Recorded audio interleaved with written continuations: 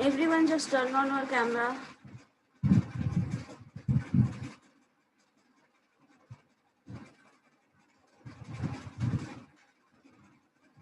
What about the rest?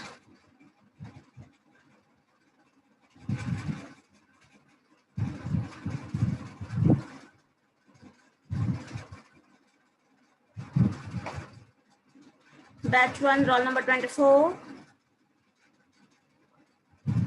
Turn on your camera.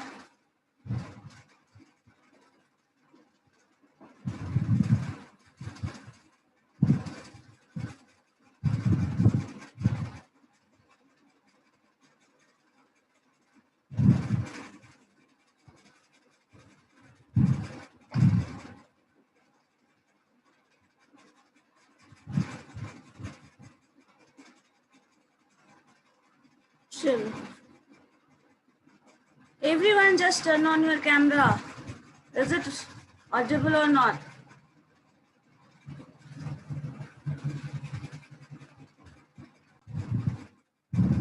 ठीक है, सो हम लोग क्या स्टडी कर रहे थे? Bernoulli distribution. ठीक है, बर्नौली डिस्ट्रीब्यूशन का केस कब अराइज होता है? Anyone can tell me? Anyone? Bernoulli distribution इसका टॉस करने में, पॉइंट टॉस करने, बस एक ही इवेंट में एक बार पॉइंट टॉस हो जो हेड है या टेल है. जब आपके पास सिर्फ और सिर्फ दो पॉसिबिलिटीज हो, आइदर और सिर्फ एक चांस हो वो इवेंट करने का, दैट मीन्स आप बर्नौली डिस्ट्रीब्यूशन अप्लाई कर सकते हैं. सिर्फ एक ट्रायल होगा and one event, one trial one event, outcomes, then आप अप्लाई करेंगे Bernoulli distribution.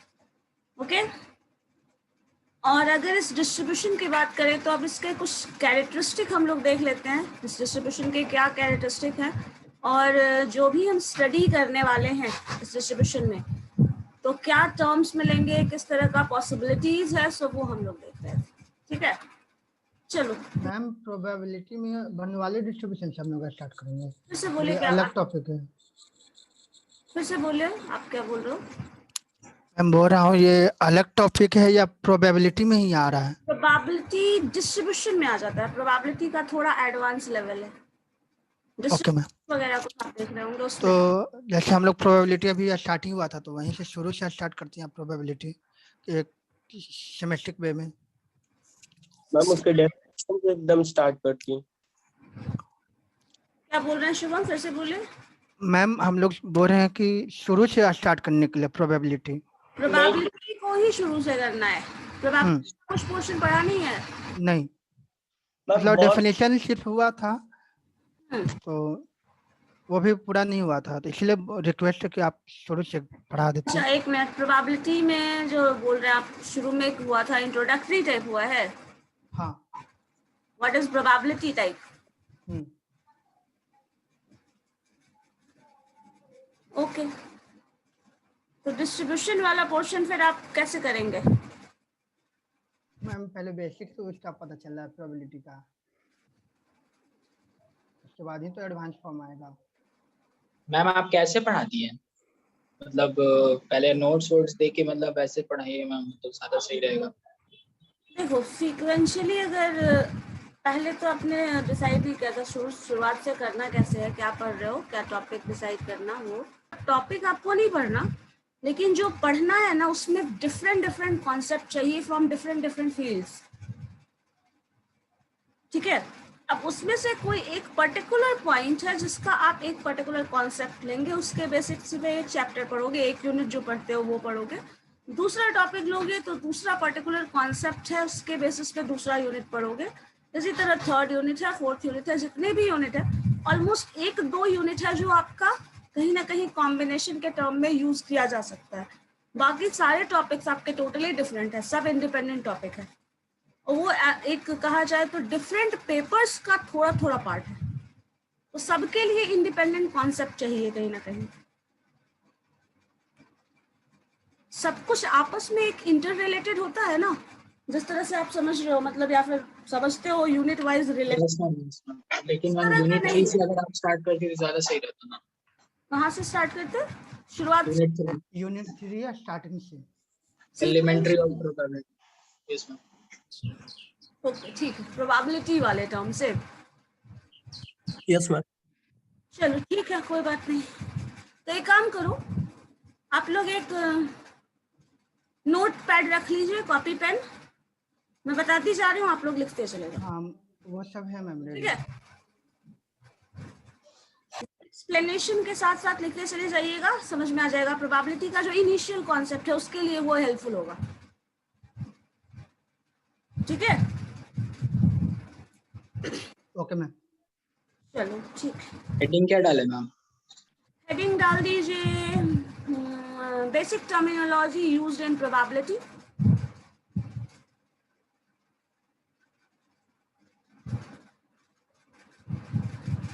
Basic terminology used in probability पढ़ा है ये सब, random experiment, events, mutually exclusive events वगैरह, ये सब पढ़ा है? ये सब क्लास Yes, ma'am. 10th में हुआ था, क्लास 10th 12th, इसमें नहीं दिया पढ़ा हुआ मैम। है? अच्छा, तो इसका नोट्स लिखा हुआ है फिर आपके पास? तो फिर नहीं, नो मैम। नोट्स नहीं लिखा हुआ है मैम। नहीं लिखा हुआ है। मैम ये से बोले ना, ओवरव्यू बेसिक्स टाइप का हुआ था। ठीक है, तो बेसिक टर्मिनोलॉजी जो है वो करते चले जाओ, फिर साथ में समझ में भी आता चला जाएगा। ठीक है ना? Yes ma'am. चलो लिखो। फर्स्ट लिखिएगा random experiment, basic terminologies used in probability, heading डाल दीजिए।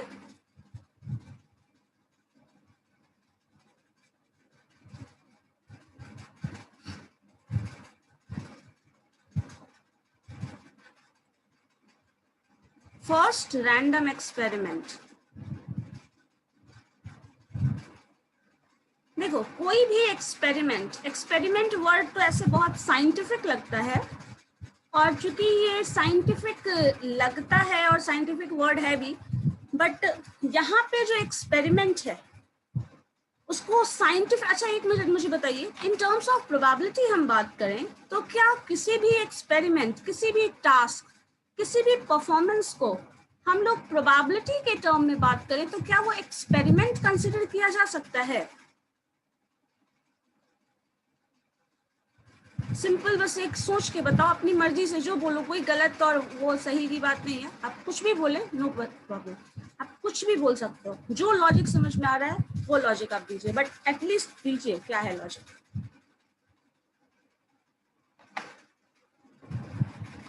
वर्ड आया है रैंडम। कोई भी इवेंट है मैम, रैंडमली मैम उसको किया जा सकता है, मतलब इवेंट। हाँ देखो, इवेंट वर्ड के लिए नहीं, यहाँ हम एक्सपेरिमेंट वर्ड लिखा है ना, रैंडम एक्सपेरिमेंट। सो एक्सपेरिमेंट वर्ड बेसिकली कहीं सुने होंगे तो कुछ कहीं लैब का बात हो, ट्रायल हो जाएगा मैम एक्सपेरिमेंट। हाँ, यहाँ पे ट्रायल हो जाएगा। देखो, प्रोबेबिलिटी का जो बिहेवियर है ना, किसी भी वर्ड, अगर प्रोबेबिलिटी टर्म देखें ध्यान से, तो प्रोबेबिलिटी एक क्या बताता है? पॉसिबिलिटी, जो फ्यूचर में इवेंट अगर होने वाला है, you are predicting that event, या फिर probability of occurrence of that event. So ये एक्चुअल में होता क्या है, इसके लिए एक्सपेरिमेंट वर्ड यूज कर सकते हैं, बिकॉज ये बहुत साइंटिफिक मेथड के बेसिस पे बताया जाता है कि वो पॉसिबिलिटीज है या नहीं है। अगर है तो टू विच एक्सटेंट, किस हद तक वो पॉसिबिलिटी है, हम ये बताते हैं। और ये कुछ अनप्रिडिक्टेबल वे में बाई गेस, या फिर कुछ, जैसे मान लो सपोज किसी ने गेस किया आज बारिश होने वाली है, किसी का गेसिंग हो सकता है 70%, 10%, 1%, 100%, कुछ ऐसा गेसिंग हो सकता है। और जो फोरकास्टिंग, वेदर फोरकास्टिंग का आता है, वहां पे दिखता है आपको वो जो डेटा उनके पास अवेलेबल होता है फॉर पास्ट 30 ईयर्स, या फिर जो बिहेवियर दिखता है, अभी का सिचुएशन क्या है या आगे क्या होने वाला है, ये सारा कुछ कंसिडर करके उन्होंने उसके बेसिस पे एक वेदर के बारे में फोरकास्टिंग किया। तो वो जो टर्म है उसमें कुछ सर्टेन कंडीशंस हैं, और on the basis of that condition they are predicting कि बारिश होगी या नहीं, है ना? तो यहाँ पे क्या होता है, आपके पास बहुत सारा इंफॉर्मेशन पहले से है और कुछ इंफॉर्मेशन आप फोरकास्ट कर रहे हैं on the basis of that all information. So यहाँ पे जो प्रिडिक्शन है वो एक्चुअल प्रिडिक्शन उस तरह का नहीं है किसी ने कह दिया तो हो जाएगा। एक भविष्यवाणी सुनते हो जो कोई इलॉजिकल भी हो सकता है, लॉजिकल भी हो सकता है। तो यहाँ पे जो भी प्रिडिक्शन किया जाता है, जो भी एक्सपेरिमेंट कंडक्ट होगा, वो इसलिए कहा जाता है, एक्सपेरिमेंट वर्ड यूज किया जाता है, कहीं ना कहीं हम एक साइंटिफिक मेथड के थ्रू वो एक्सपेरिमेंट कंडक्ट कर रहे हैं और उसका जो भी रिजल्ट या जो भी आउटकम आएगा वो साइंटिफिकली शो किया गया है, एक मैथमेटिकल रिलेशन के बेसिस पे शो किया गया है। सो वहां पे आप उस पर रिलाई करेंगे या नहीं करेंगे ये आप पे डिपेंड करता है, बट जो कॉन्सेप्ट, जो टर्म्स, जो फैक्ट्स वहां यूज किया गया है वो टोटली साइंटिफिक होता है, इसीलिए वर्ड यूज किया जाता है एक्सपेरिमेंट। और चूंकि वो experiment we are doing that all experiment in random way, so word use किया जाता है रैंडम एक्सपेरिमेंट। जितने भी प्रोबेबिलिस्टिक बिहेवियर टर्म आते हैं, कहीं भी अगर प्रोबेबिलिटी का कॉन्सेप्ट आप इन्वॉल्व करते हैं तो वहां पे रैंडम एक्सपेरिमेंट, कोई भी एक्सपेरिमेंट जो रैंडमली अकर हो रहा है आप उसको रैंडम एक्सपेरिमेंट बोल सकते हैं। रैंडम इवेंट नहीं बोल सकते, रैंडम एक्सपेरिमेंट बोला जा सकता है, बिकॉज वो उसके पीछे जो लॉजिक लग रहा है, जिसके बेसिस पे वो डिसीजन, वो प्रिडिक्शन आप कर रहे हैं, that is totally scientific based on the facts. जो कंडीशंस है, जो सर्टेन कंडीशंस आपके एक्सपेरिमेंटल थ्योरी में, जैसे लैब्स में होता है, फिजिक्स का लैब में चले जाओ, कहीं फिजिक्स का लैब चले जाओ, केमिस्ट्री के लैब में चले जाओ, जिस तरह का कंडीशन एनवायरनमेंट, उस तरह का रिस्ट्रिक्शंस होता है, कुछ फैक्ट्स होते हैं, कुछ रिस्ट्रिक्शंस होते हैं, उस तरह का रिस्ट्रिक्शन आपको यहाँ पे मिल जाएगा। So that's why we are going to pronounce this word as a random experiment. ठीक है मैम, ये बोल सकते हैं कि एक ऐसा ट्रायल है जो एक कोई ना कोई आउटकम देगा ही। वो एक ऐसा ट्रायल है जो आउटकम देगा, ये तो हमेशा दे सकता है ना, कोई भी ट्रायल है जो आउटकम देगा ही, but that all trial is not considered as a experiment.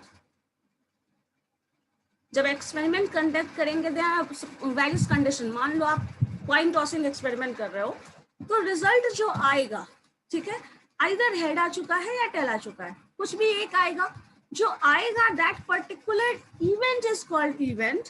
जो आपने एक बार ट्राई किया दैट इज ट्रायल, लेकिन टोटल कॉम्बिनेशन जो होगा वो रैंडम एक्सपेरिमेंट है ना। Yes ma'am. जो टोटल कॉम्बिनेशन है वो एक्सपेरिमेंट है। चलो लिखो तो इसी चीज को डिफाइन करते हैं हम लोग।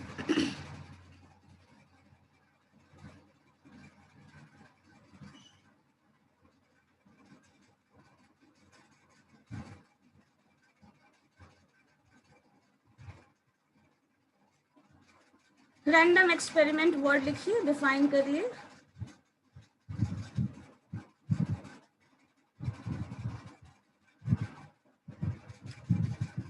एक्सपेरिमेंट वर्ड होता है ना, कभी कभी लोग उसको एज अ क्या कहा जाए, चेंज कर देते हैं। एक्सपेरिमेंट वर्ड का मीनिंग बस क्लियर होना चाहिए, क्यों ले रहे हैं experiment word, and that all is done for problem solving.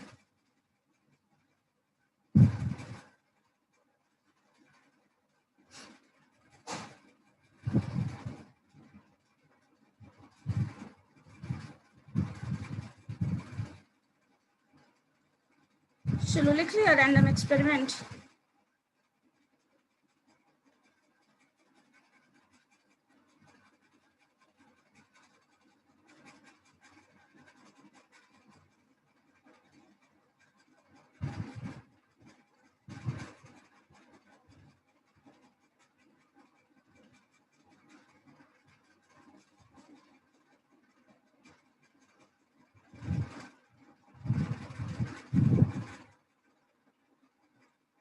अच्छा, प्रोबेबिलिटी वर्ड को डिफाइन किया है।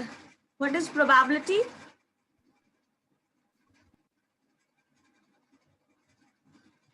Yes ma'am. चलो ठीक, लिखिए रैंडम एक्सपेरिमेंट। आगे बोलिए ना ma'am. If an experiment is repeated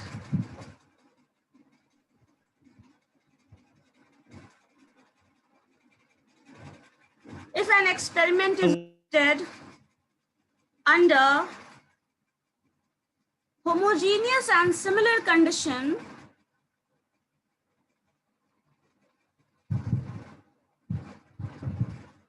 if an experiment is repeated under homogeneous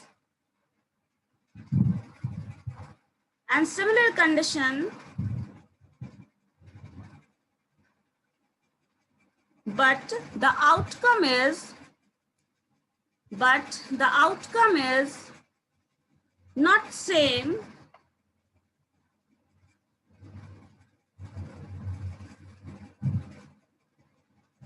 is known as random experiment.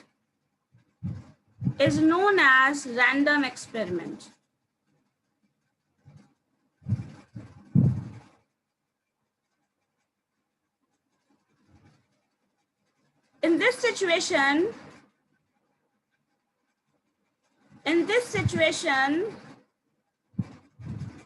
we come across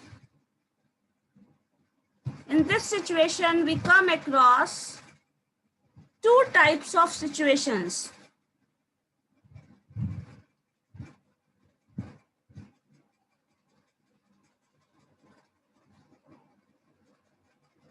First, number one,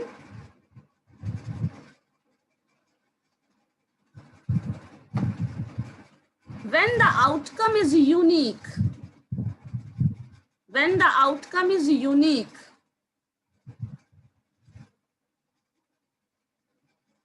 unique होगा तो प्रेडिक्टेबल होगा। जैसे मैंने एक एग्जांपल दिया था, मान लो कॉइन टॉस कर रहे हैं और दोनों साइड हेड ही है, टेल का कोई स्पेस ही नहीं है, तो दोनों के इस केस में क्या होगा, आप कितनी भी बार कॉइन टॉस कर लो, रिजल्ट क्या आने वाला है, head.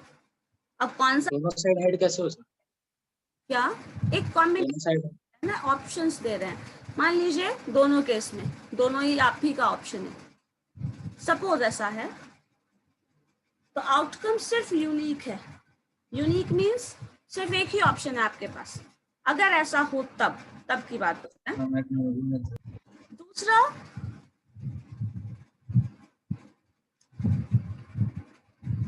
there is several possible outcomes.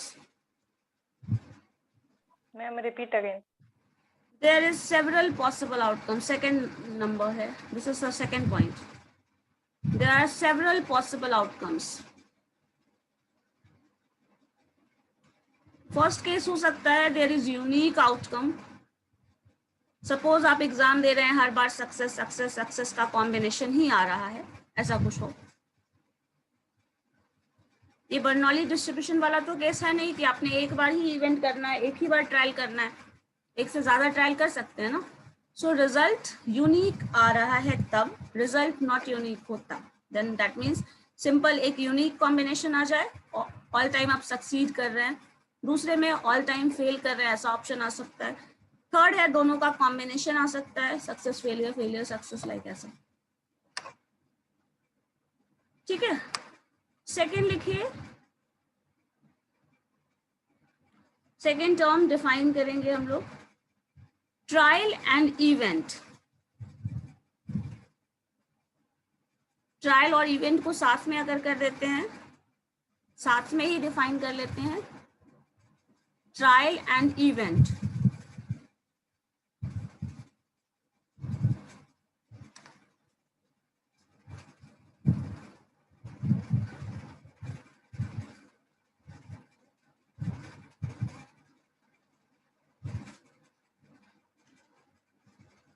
An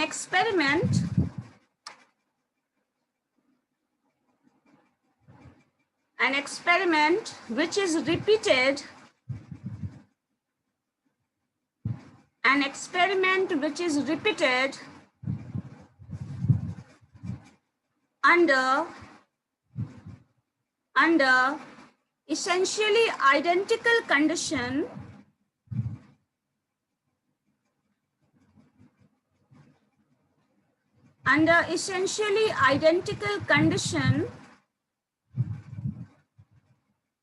but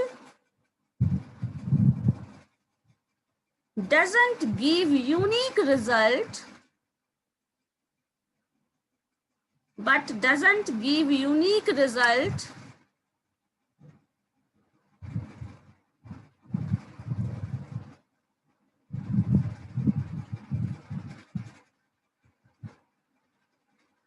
but doesn't give unique result or may result in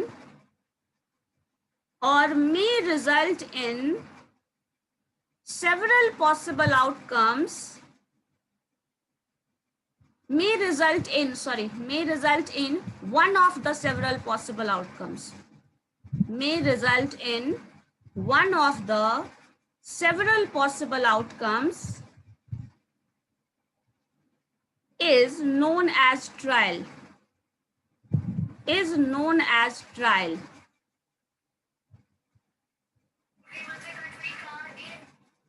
Is known as trial.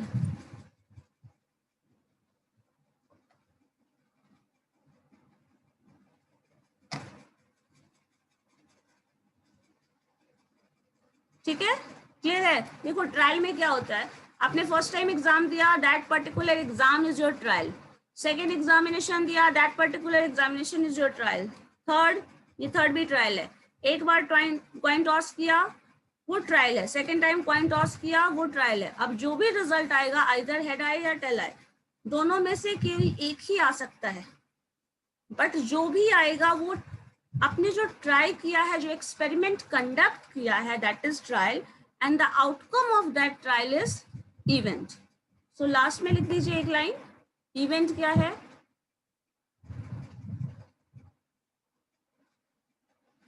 The outcome of the trial, the outcome of the trial is an event. Clear है event और trial का difference? Tell मी.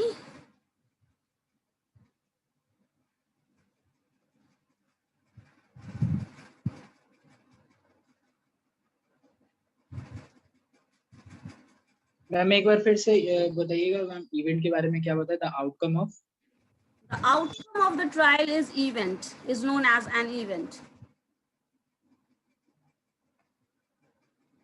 देखो coin toss किए वो trial है, head अकर हुआ है that is event. लेकिन अगर कॉइन टॉस कर रहे हैं तो हेड या टेल दोनों में से कोई भी एक आ सकता है. कोई भी एक पॉसिबिलिटी, जहां आपके पास एक से ज्यादा ऑप्शंस हैं, वो ऑप्शंस जो मिल रहे हैं, एग्जाम दिए पास या फेल होने वाले हैं, जो भी होगा रिजल्ट तो रिजल्ट के टाइम में आने वाला है. तो क्या होगा, जो आपने एग्जाम दिया, दैट पर्टिकुलर एग्जामिनेशन जो आपने दिया है वो है ट्रायल, और जो रिजल्ट आ रहा है एग्जाम का, पास और फेल वाला केस, दैट इज इवेंट. ठीक है, सो आप एक्सपेरिमेंट कर रहे हो, दैट इज ट्रायल, एंड जो रिजल्ट है, the outcome of that experiment is event. ठीक है, क्लियर है? इज इट क्लियर और not? Yes, ma'am. Yes, ma'am. Clear, ma'am. Next लिखो, exhaustive event.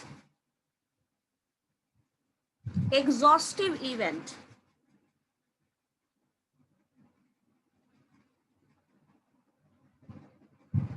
The total number of possible outcomes, the total number of possible outcomes in any trial, the total number of possible outcomes in any trial is known as exhaustive events or exhaustive cases. The total number of possible outcomes in an experiment, any trial or experiment, दोनों लिख सकते हो, is known as exhaustive events or exhaustive cases. देखो exhaustive event और exhaustive case क्या है? अगर आप कॉइन टॉसिंग एक्सपेरिमेंट कर रहे हैं तो हेड या टेल ही आ सकता है. तो ये दोनों केसेस जो हैं, दैट इज एग्जॉस्टिव केसेस. अब बताओ, कॉइन टॉस कर रहे हैं तो क्या कभी 6 आने की पॉसिबिलिटी है? No ma'am. नहीं.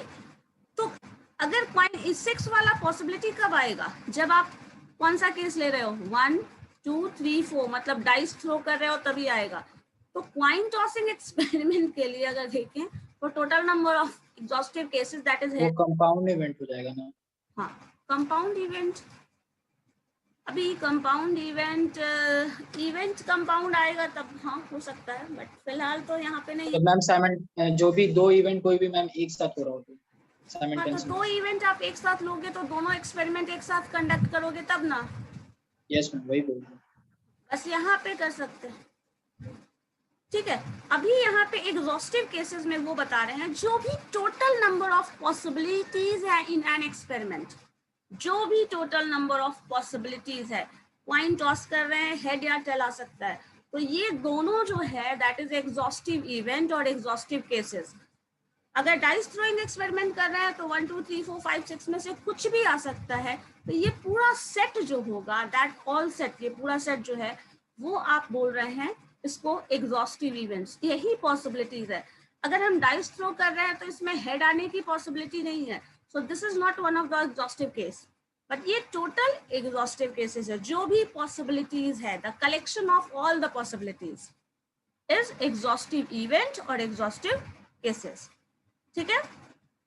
अगर इसी में मान लीजिए कॉइन टॉसिंग में हम लोग बात कर रहे हैं लाइक 6 आने की, ये कौन सा इवेंट हो जाएगा? Impossible event. अगर आप कॉइन टॉस कर रहे हैं और आप कंसिडर कर रहे हैं कि कहीं ना कहीं 6 आ जाए, क्या ये पॉसिबल है? No ma'am. नहीं। सो इस चीज को हम लोग क्या बोलेंगे? Impossible event. लिख लीजिए वो भी।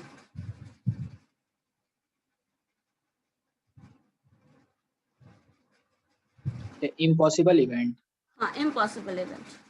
या फिर अगर क्लियर है तो इसको नहीं भी लिख सकते हो, ये बहुत ज्यादा यूज नहीं होने वाला टर्म है। इम्पॉसिबल इवेंट है that can't be possible.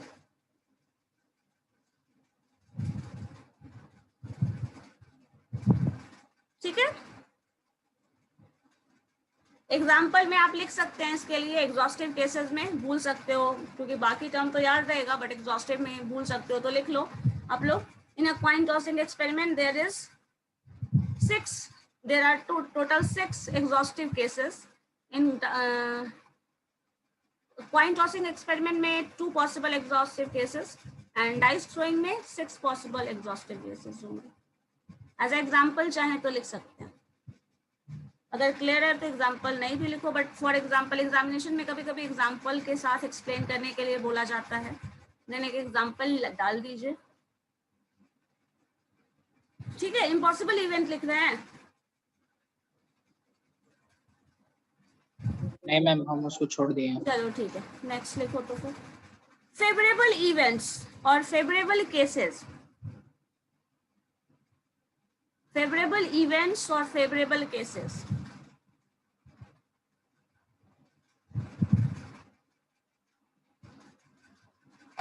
The number of cases favorable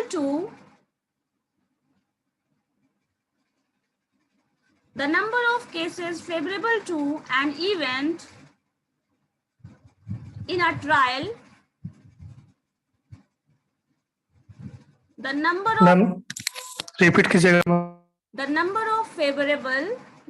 of cases favorable to an event, the number of cases favorable to an event in a trial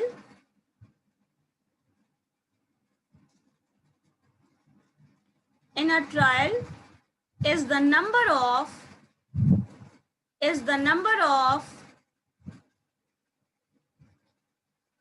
outcomes which entail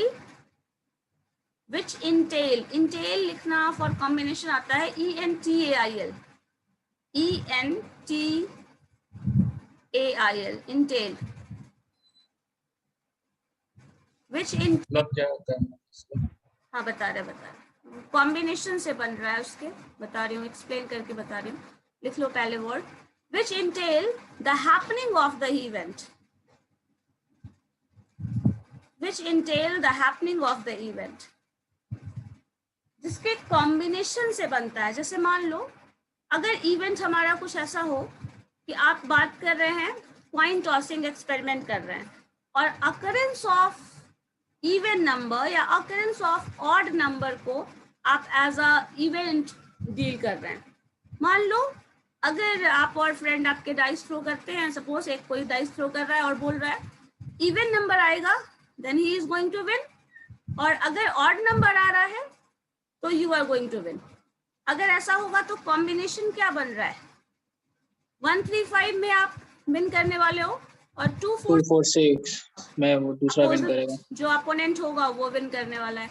in that case आपके पास possibilities जो होंगे, total exhaustive cases 6 थे, सो यहाँ पे favourable cases क्या हो जाएंगे आपके लिए, ये 3, और टोटल कॉम्बिनेशन है वो 6, तो प्रोबेबिलिटी क्या हो जाती है 3/6 3/6/2 1/2। तो विच इंटेल वर्ड का मतलब 0.5 जिसके कॉम्बिनेशन से आप विनिंग सिचुएशन में आ रहे हैं, जिसके कॉम्बिनेशन से जो वर्ड आ रहा है, मतलब फेवरेबल इवेंट्स आ रहे हैं आपके विनिंग के चांसेस। सो ये कंबाइन होकर, यहाँ फेवरेबल केसेस में होता है ना, एक से ज्यादा कॉम्बिनेशन है, एक से ज्यादा ऐसा इवेंट होगा जिसमें आप विनिंग सिचुएशन में आ रहे हैं। ऐसे मान लो अगर 6 सपोज आता है तो आप 6 पे ही विन करने वाले हो, तो प्रोबेबिलिटी जो है वो क्या हो जाती है 1/6। यहाँ प्रोबेबिलिटी कम होती है, और जहाँ फेवरेबल केसेस बढ़ जाता है वहाँ प्रोबेबिलिटी जो है वो ज्यादा हो जाती है। 1/2 इज ग्रेटर देन 1/6, है ना। सो फेवरेबल केसेस में क्या होता है, जहाँ हम नंबर ऑफ फेवरेबल केसेस की बात करते हैं, तो यहाँ पे फेवरेबल केसेस जैसे जैसे इंक्रीज करेगा probability is going to increase, और फेवरेबल केसेस जहाँ जहाँ जैसे कम हो रहा है probability is going to decrease. और फेवरेबल केसेस का इवेंट तब आता है when you have more than one, क्या कहा जाए, इवेंट जो कि आपकी विनिंग सिचुएशन को या फिर जो भी आउटकम है उसके रिजल्ट को, उसके प्रोबेबिलिटी को बढ़ा दे, तब फेवरेबल केसेस का इवेंट आता है। जैसे मान लीजिए एग्जामिनेशन का कुछ रिजल्ट हो, कुछ परसेंटेज हो, या फिर जैसे फेवरेबल इवेंट्स में लिस्ट वाइज अगर एडमिशन होता है तो फर्स्ट लिस्ट में किसी का कुछ आया है, कुछ का सिलेक्शन हुआ, सेकंड लिस्ट में किसी का सिलेक्शन हुआ, तो फेवरेबल केसेस क्या हो रहा है, टाइम टू टाइम जो है वो इंक्रीज कर रहा है। पहले कम था, एबव 60% का एडमिशन हो रहा था, मान लो ऐसा कुछ था, सेकेंड टाइम में 50 to 60 वाले रेंज का भी एडमिशन हो रहा है, तो फेवरेबल केसेस क्या हो रहा है, धीरे धीरे बढ़ रहा है हर बार। तो यहाँ पे क्या होता है, मोर than one favourable cases, more than one possibility of winning जो होता है वो केस आता है, तब हम लोग फेवरेबल केसेस की बात करते हैं। और इससे पहले फेवरेबल केसेस का कॉन्सेप्ट नहीं आता। अगर एक ही कॉम्बिनेशन, इस तरह का कॉम्बिनेशन अगर आएगा तभी फेवरेबल केसेस होंगे। जब आपको सिर्फ एक सिचुएशन मिल रहा है, आइदर सक्सेस और फेलियर वाला कॉन्सेप्ट, उस केस में फेवरेबल केसेस सिर्फ एक ही होता है, आप सक्सीड कर गए, that is going to probability 1/2। यहाँ पे कंपोजिट इवेंट नहीं आता। लेकिन मान लो अगर यहाँ पे दोनों को मिक्स कर दे, हेड और टेल के कॉम्बिनेशन को, दोनों में से कुछ भी आए, आप विनिंग सिचुएशन में है, तो फिर वहां पे फेवरेबल केसेस जो हो जाएगा that is 2/2। So probability of winning जो हो जाएगा दैट इज 1, एंड 1 प्रोबेबिलिटी हो गया, that means it is going to be certain. Probability अगर 1 होती है तो वो एमिनेंट है, वो होकर ही रहेगा। प्रोबेबिलिटी 0 है तो वो कभी नहीं होगा, ये चीज हमेशा ध्यान में रखना। कहीं भी अगर probability 0, that means that is not going to happen anyway. 1 है, that is certainly going to happen. ठीक है, फेवरेबल इवेंट्स में आपका यही होगा, एक से ज्यादा पॉसिबिलिटीज है और उनके कॉम्बिनेशन से जो रिजल्ट आता है वो फेवरेबल इवेंट्स को कंबाइन करके उसके बेसिस पे रिजल्ट दिया जाता है। नेक्स्ट लिखिए mutually exclusive events. Mutually exclusive event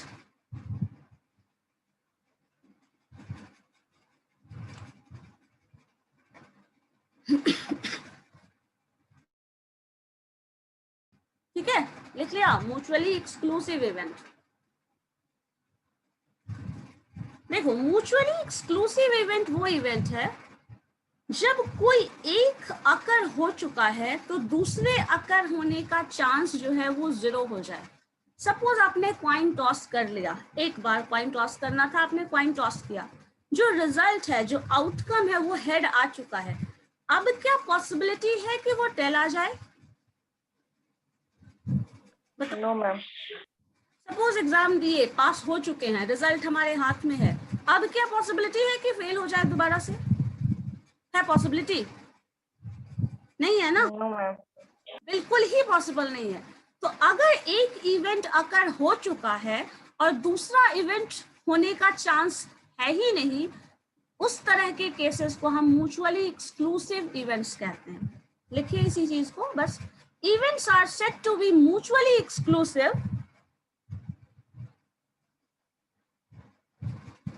events are said to be mutually exclusive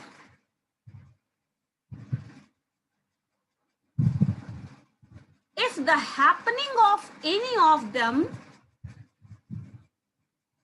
if the happening of any of them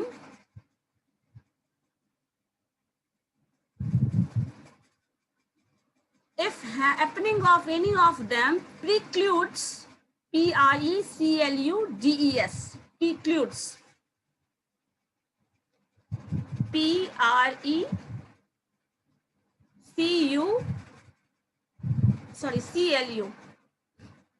spelling फिर से रिपीट करिए।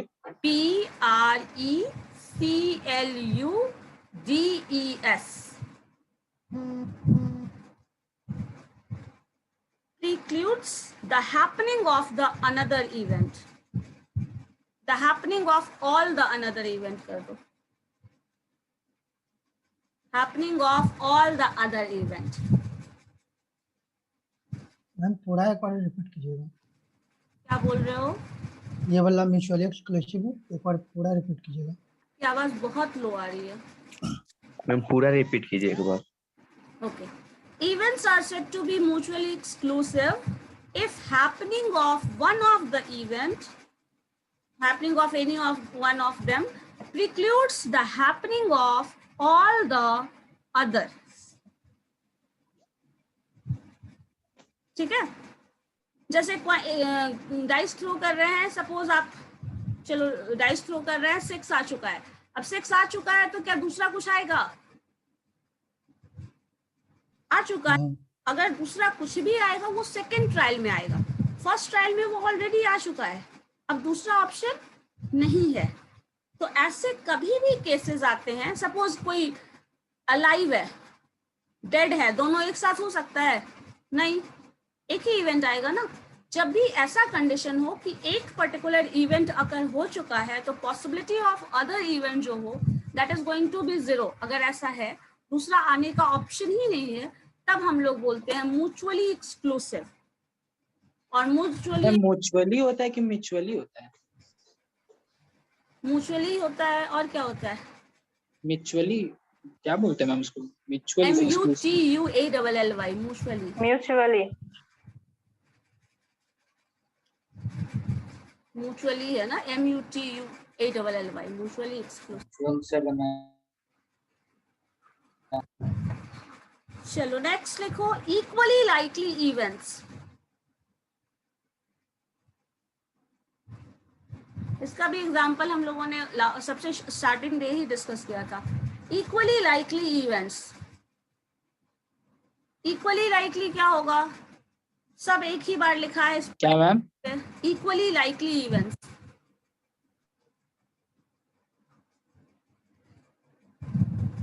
इक्वली लाइकली डाइस थ्रो करेंगे, सारे नंबर्स 1 2 3 4 5 6 सारे नंबर्स कितने हैं? एक ही है ना। तो अब इक्वली लाइकली होगा, जो भी आने की पॉसिबिलिटीज होगी, सबकी आने की प्रोबेबिलिटी क्या है? 1/6। 1 आने की प्रोबेबिलिटी भी 1/6 है, 2 आने की प्रोबेबिलिटी भी 1/6 है, 3 आने की प्रोबेबिलिटी, 4 5 6 जो भी आएगी सबकी सबके आने की प्रोबेबिलिटी क्या है? 1/6। So that all are equally likely events. लेकिन मान लीजिए अगर इसी में 5 जो है ये रिपीट कर दिया जाए, मान लो, तो अब 5 आने की प्रोबेबिलिटी क्या इंक्रीज कर जाएगी? दैट इज 2/6 हो जाएगा, 1/6 हो जाएगा। तो यहाँ पे इक्वली लाइकली का कॉन्सेप्ट नहीं आता। 4 के आने की प्रोबेबिलिटी यहाँ 0 हो जाएगी, 5 के आने की प्रोबेबिलिटी 1/3 हो जाएगी। तो यहाँ पे इक्वली लाइकली का कॉन्सेप्ट नहीं है, लेकिन अगर यही चीज आप इसको 4 कर देते हो तो वो इक्वली लाइकली होगा। ठीक है, समझ गए? सो इक्वली लाइकली का केस यही होता है। लिखिए, outcomes of the trial are said to be equally likely. Please repeat.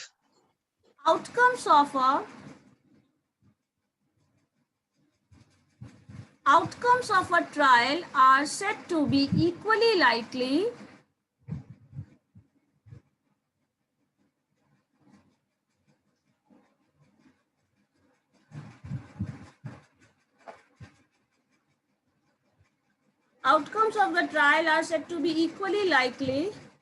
if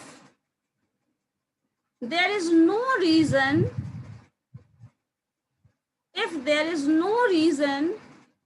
to expect one in preference of other.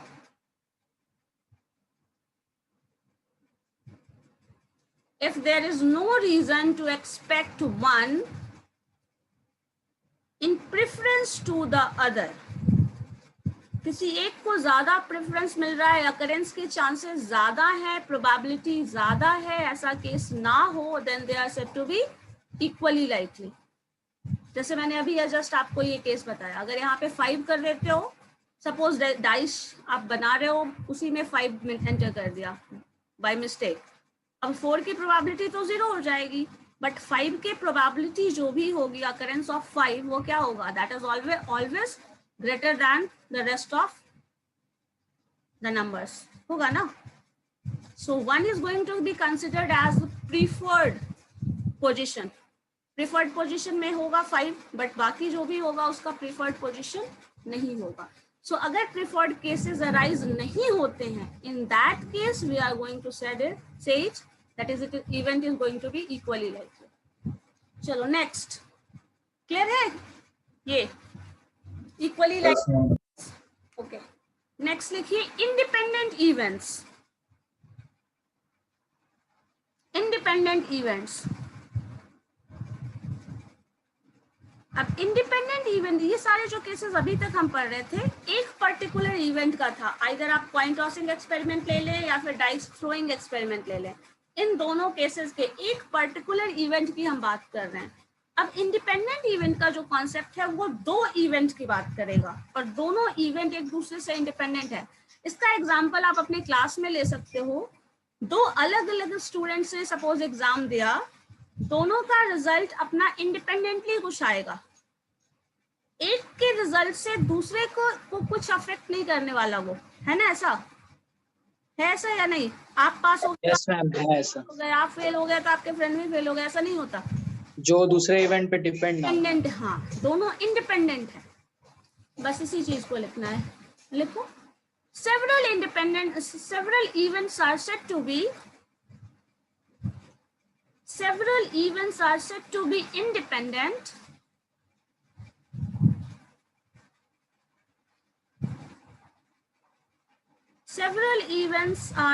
be independent if the happening of an event, one क्या and कर दो, if the happening of an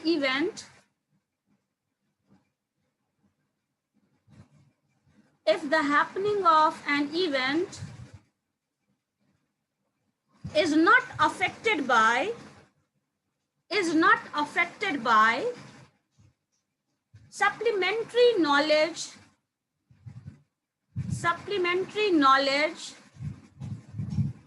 concerning the occurrence of other event.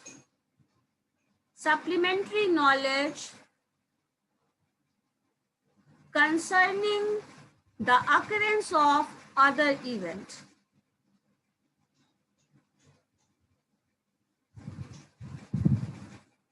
Supplementary knowledge concerning the other event या फिर rest of the remaining event जो भी होंगे। सो सारे students का अपना एक इंडिपेंडेंट इवेंट है, either they are going to pass or going to fail, they are going to succeed or they are going to fail। so ये कंडीशन होगा, और एक के इवेंट को दूसरा अफेक्ट नहीं करने वाला। ठीक है, क्लियर है ये? Yes, ma'am. Yes ma'am. चलिए ठीक है, इतना बेसिकली हम लोग रखते हैं। और इम्पॉसिबल इवेंट पता है, पॉसिबल सर्टेन इवेंट किसको बोलेंगे? When the probability is 1। ठीक है, probability 0 impossible event, probability 1 certain event. Probability 1 अगर किसी चीज की है तो नो डाउट वो होने ही वाला है, that is eminent to happen, कोई भी उसको रोक नहीं सकता। सो ये दोनों चीज बस एक्सट्रीम केसेस है, चूंकि ये याद रखिएगा 0 and 1 वाला केस। ठीक है मैम, डिपेंडेंट इवेंट भी होता है क्या मैम? डिपेंडेंट इवेंट हो जाएगा। जैसे मान लीजिए डिपेंडेंट इवेंट तब होता है जैसे हम लोग कुछ ऐसा एग्जामिनेशन जो प्रैक्टिकल पॉसिबिलिटीज में करें वहां कर सकते हैं। जैसे मान लो आप एग्जाम दे रहे हो, एक बार एग्जामिनेशन और सक्सेस फेलियर जहाँ 2 आउटकम लेते हैं, वहाँ एग्जाम और पास फेल वाला एग्जाम्पल सबसे बेटर हो जाता है, इसलिए हम लोग वही ले रहे हैं। और ये पास फेल वाला अपने आप पे मत ले लेना आप लोग। सक्सेस और फेलियर का जो कॉन्सेप्ट है, ये 2 कॉम्बिनेशन है। मान लो आप एक बार एग्जाम दे रहे हैं, ठीक है, जो भी रिजल्ट आएगा आइदर आप फेल कर रहे हैं या सक्सीड कर रहे हैं। ठीक है, दूसरी बार सपोज फर्स्ट टाइम आपका फर्स्ट अटेम्प्ट में नहीं होता, मान लीजिए फेल हो गए। सपोज कोई एग्जामिनेशन है, चलो यूपीएससी का एग्जाम ले लो, फेल हो गए, पीटी निकाल लिया, मेंस में फेल हो गए, या फिर कुछ ऐसा कंडीशन है। अब दोबारा जो एग्जाम लेंगे, प्रैक्टिकली अगर उसको देखो तो आपका एफर्ट हो सकता है उससे ज्यादा हो, और क्या प्रॉब्लम्स था लास्ट टाइम कहीं ना कहीं आपको वो पता चल जाता है और आप उसको ओवरकम करते हैं, तो पॉसिबिलिटी मैथमेटिकली जो है वो हेड और टेल तो होगी ही, आइदर पास और फेल वाला ही केस होगा, बट जो एफर्ट होगा, जो प्रोबेबिलिटी ऑफ सक्सेस होगी, वो दोबारा कहीं ना कहीं इंक्रीज कर जाती है। यहाँ पे इसके बेसिस पे कुछ कॉम्बिनेशन बना के जो डिस्ट्रीब्यूशन आता है उसमें थोड़ा एडवांसमेंट, थोड़ा चेंज किया जाता है, इस नॉलेज को, सप्लीमेंट्री नॉलेज को यूज किया जाता है। तो आप डिपेंडेंट इवेंट को उस तरह से मान सकते हैं जहाँ पे कोई सप्लीमेंट्री नॉलेज आपके पास है और आप उसका यूज कर रहे हैं, तो प्रोबेबिलिटी थोड़ी चेंज हो रही है। इस चीज को बोला जाता है डिपेंडेंसी है कहीं ना कहीं। अगर इंडिपेंडेंट है तो ये सप्लीमेंट्री नॉलेज जो आपके पास है वो यूजफुल नहीं होता, लेकिन अगर डिपेंडेंसी है तो वो यूजफुल होता है, बट उसको डिफाइन नहीं करते, कहीं ना कहीं वो चीज इन्हांसमेंट में यूज किया जाता है जहां डिपेंडेंसी है। जैसे फेवरेबल केसेस अगर एक से ज्यादा है तो डिपेंडेंसी हुई ना। जैसे मान लीजिए कॉइन टॉसिंग एक्सपेरिमेंट में सपोज आप 1 2 3 4 का कॉम्बिनेशन ले रहे हैं, 3 4 5 6 आपके पास, और इवेंट जो है मान लो वो आ रहा है क्या, ऑड नंबर या इवन नंबर। सपोज सक्सेस जो है हमारा ऑड नंबर की बात कर रहा है। अब ऑड नंबर जो भी होगा क्या हो रहा है, 1 3 and 5। ठीक है, अब यहाँ पे बताइए जो प्रोबेबिलिटी ऑफ सक्सेस है वो इन तीनों वैल्यूज पे डिपेंड कर रही है, और यहाँ पे फेवरेबल केसेस चूंकि इंक्रीज हो रहा है, तो यहाँ पे डिपेंडेंसी ऑफ दैट इवेंट, जो भी सक्सेस के चांसेस हैं, सपोज इन तीनों में से कुछ भी आता है तो आप सक्सीड कर रहे हैं, तो वो रिजल्ट जो आउटकम होगा वो क्या हो रहा है, इन तीनों पे डिपेंडेंट है। जनरली हम लोग लेते हैं तो एक ही पे लेते हैं ना डिपेंडेंट, 1/6 प्रोबेबिलिटी ऑफ सक्सेस आ जाएगा, बट यहाँ पे डिपेंडेंसी बढ़ जाती है बिकॉज नंबर ऑफ जो फेवरेबल केसेस वो इंक्रीज कर जाता है, बट दूसरे केस में फेवरेबल केसेस। लेकिन मैम इसका प्रोबेबिलिटी तो नहीं, इक्वल हो जाएगा मैम। इसकी प्रोबेबिलिटी इक्वल हो जाएगी। जो अभी एग्जांपल में दिया आपने मैम, इसमें प्रोबेबिलिटी इक्वल किसकी हो रही है, फेवरेबल केसेस, क्योंकि ऑड इवेंट मतलब। हाँ, यहाँ पे 1/2 और 1/2 है, यही बोलना चाह रहे हैं ना, बट डिपेंड यस मैम बात कर रहे हैं, तो probability of success depends on these 3 events. ये समझने की चीज है ना, यहाँ पे ध्यान दो। ये जो पॉइंट है ये क्या बता रहा है, इनकी इवेंट्स पे डिपेंड कर रहा है हमारा सक्सेस। और बेसिकली अगर हम लोग देते हैं जो नंबर वैल्यूज लेते हैं उसमें हमारा प्रोबेबिलिटी जो है वो 1/6 आता है, वो सिर्फ एक ही इवेंट पे डिपेंड करता है। तो फेवरेबल केसेस जहाँ टर्म आता है ना, वहाँ डिपेंडेंसी अपने आप इन्वॉल्व हो जाती है, जहाँ फेवरेबल केसेस आप डिफाइन करते हैं। अगर इस चीज को लॉजिकली थोड़ा समझे तो वो चीज, डिपेंडेंसी ऐसे हम लोग डिफाइन नहीं करते, जहाँ मॉडिफिकेशन की जरूरत होती है, जहाँ सप्लीमेंट्री नॉलेज का इन्वॉल्वमेंट अगर किया जाए तो कुछ ना कुछ मॉडिफाइड फॉर्म आ जाए, कुछ चेंज हो जाए प्रोबेबिलिटी, अगर ऐसा होता है तब आप बोल रहे हैं डिपेंडेंट है इवेंट्स। जैसे मान लो कार्ड वाला एक्सपेरिमेंट पता है, कार्ड के जो हम लोग ओपन करते हैं कार्ड खेलने वाला। सपोज आपका 13 है, कोई एक सूट आपने लिया। अब इस सूट से मेंशन किया हुआ है यहाँ पे कि प्रोबेबिलिटी ऑफ मान लो कमिंग एस जो है वो है, या फिर आपको डिफाइन करना है जो एस आया है वो 4/52 डायमंड शूट का आया है। तो टोटल इवेंट तो आपके पास आएंगे 52 कार्ड्स हैं टोटल, और उसमें से आपको कार्ड्स में एस कितना मिलने वाला है 4, और यहाँ से सिर्फ डायमंड का टर्म बात कर रहा है, तो इसकी डिपेंडेंसी हो गई ना यहाँ पे, कहीं ना कहीं ये सिर्फ एस की ही बात कर रहा है, और उसी में से आपको कॉम्बिनेशन लेना है। तो क्या वैल्यूज आएगा, या फिर मान लो कुछ 13C, इसमें 2 केसेस ले लें, तो 13C1 एक आपका ब्लैक में कलर ले लो। सपोज अगर ब्लैक में आ रहा है तो 13C1 इधर से आ जाएगा और 13C1 इधर से आ जाएगा। टोटल ये, अब डिपेंडेंसी इसकी किस पे हुई, इन 2 ब्लैक वाले शूट पे है डिपेंडेंसी, और रेस्ट ऑफ द रेड वाला जो 26 कार्ड्स है उस पे इसकी डिपेंडेंसी नहीं होगी। ये इससे इंडिपेंडेंट है बट इस पे डिपेंडेंट है। बताओ होगा या नहीं? Yes ma'am. बस यही चीज है, डिपेंडेंसी की बात करेंगे तो जहाँ कंपोजिट इवेंट्स आ जाते हैं उस तरह से आपका डिपेंडेंसी आ जाएगा, नहीं होगा then that is simply independent event. Independent event में आप इंडिपेंडेंट प्रोबेबिलिटी वाला लॉ अप्लाई कर सकते हैं, डिपेंडेंसी में डिपेंडेंट वाला टर्म अप्लाई करना होगा। ठीक है,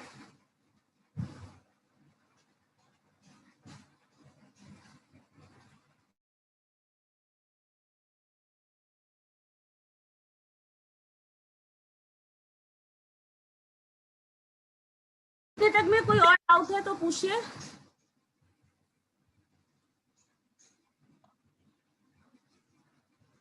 इसके बाद क्या बताएंगे मैम?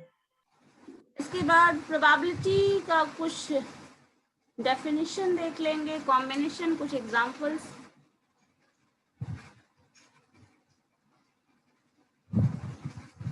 जो इसके बेसिस पे डिफाइन किया जाएगा तो टर्म्स क्लियर होता चला जाएगा, उसके एग्जांपल्स भी समझ में चले आएंगे। एग्जांपल्स मैंने बता दिया है, बट आप लोग उसी चीज को लिख लेना लैंग्वेज में एक बार, ठीक है?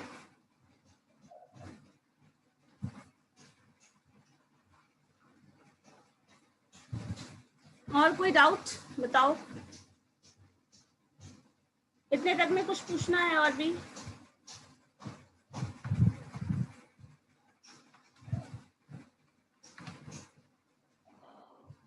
यस और नो?